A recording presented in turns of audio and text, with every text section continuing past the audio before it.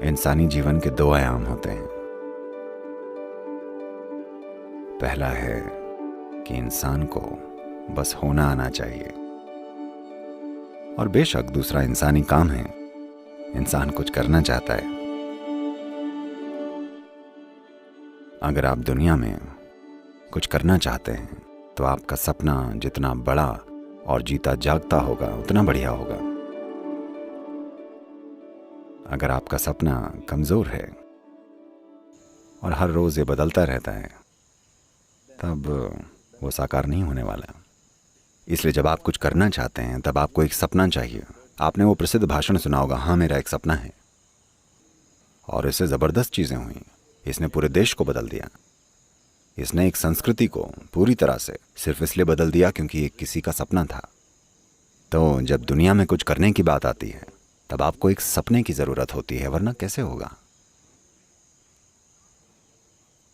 लेकिन ये जरूरी नहीं है कि सभी सपने देखें।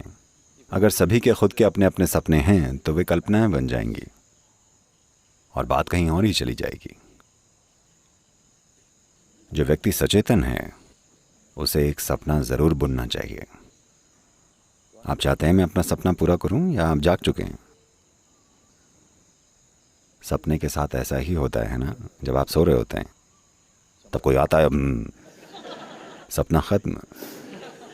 अभी हम वैसे सपनों की बात नहीं कर रहे हैं। उन सपनों में आपके अंदर कई अधूरी चीजें बस फिर से बढ़ चढ़कर सामने आती रहती हैं। लोग रात में जो सपने देखते हैं वो ज्यादातर बस अधूरी रह गई वास्तविकताएं होती हैं, जो कई तरह से अजीब रूपों में प्रकट होती रहती हैं। ज्यादातर सपने बस बेहिसाब विचार होते हैं जो बस चलते रहते हैं। सपने 4 अलग अलग प्रकार के होते हैं, लेकिन सपनों का एक बड़ा हिस्सा केवल अधूरी इच्छाएं हैं। हम उस तरह के सपनों की बात नहीं कर रहे हैं। हम बात कर रहे हैं जागरूक होकर एक सपना बुनने की, जो साकार होगा और काम करेगा। देवी असल में एक सपना ही है। मैंने उन्हें रचा है, लेकिन वो असली हैं और काम करती हैं। दुनिया में एक संस्कृति है जिन्होंने इसे ठीक से समझा है। भारत में इसे कहने का तरीका काफी जटिल है, लोग समझ नहीं पाते हैं। लेकिन ऑस्ट्रेलिया के मुख्य निवासियों ने इसे सरलता से कहा है। ऑस्ट्रेलिया के वो दुनिया और दुनिया के बनाए जाने को सपने का समय कहते हैं। दुनिया भगवान का सपना है।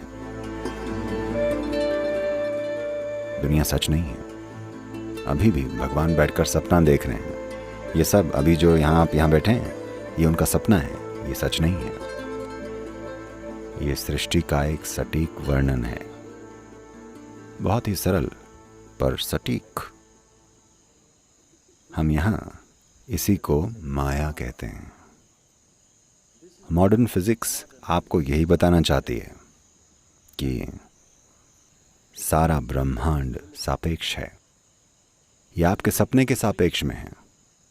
आपका मतलब आपका व्यक्तित्व नहीं, बल्कि एक जीव के रूप में यह सच है। तो अगर कोई जीव एक रूप बनाता है, सपना अपने आप में एक रूप ही है। अगर वो एक रूप बनाता है तो वो साकार होगा। बेशक इसे थोड़ी सी मदद की जरूरत पड़ेगी, लेकिन अगर एक बार इसे मदद मिल जाए तो ये हमेशा साकार होगा। तंत्र का पूरा आयाम बस यही है।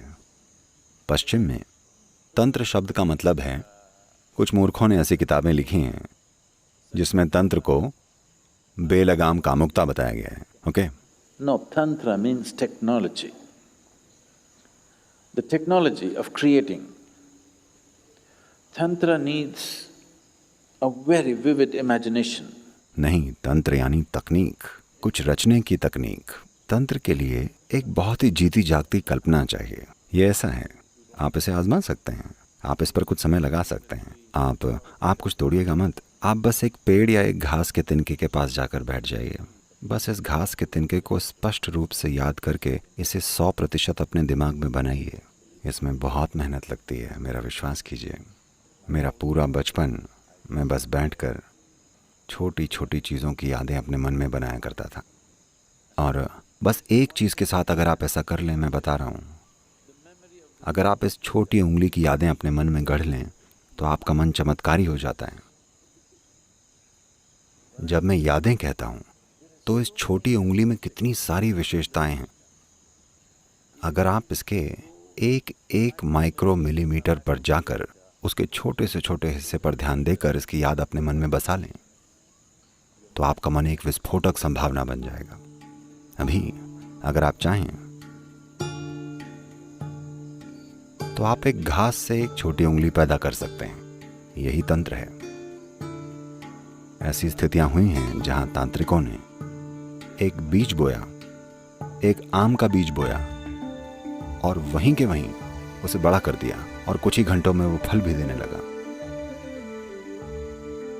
क्योंकि ये एक सपना है। पेड़ वैसे भी एक सपना है, आपका शरीर वैसे भी एक सपना है, पूरा ब्रह्मांड वैसे भी एक सपना है। एक स्तर पर ये एक सपना है, ये एक रिलेटिव चीज है। तो हमने इसी को माया कहा है। माया का मतलब ये नहीं है कि इसका अस्तित्व नहीं है। सपने का मतलब ये नहीं है कि इसका अस्तित्व नहीं है। ये वैसा नहीं है जैसा आप सोचते हैं कि ये है।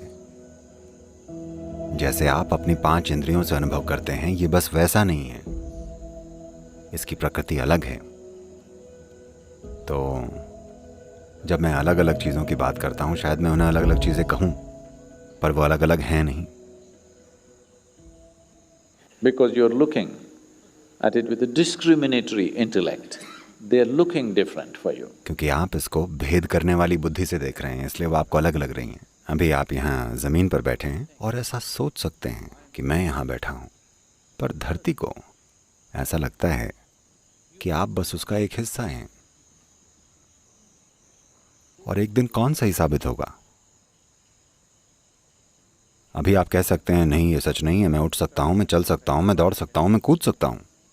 पर एक दिन जब धरती आपको खींच लेगी तो वो आप पर हंसेगी। तो सबसे अच्छा होगा कि आज रात आप बैठकर इन तीनों चीज़ों पर गौर करें। दिन के अंत में आप अपने बिस्तर पर बैठिए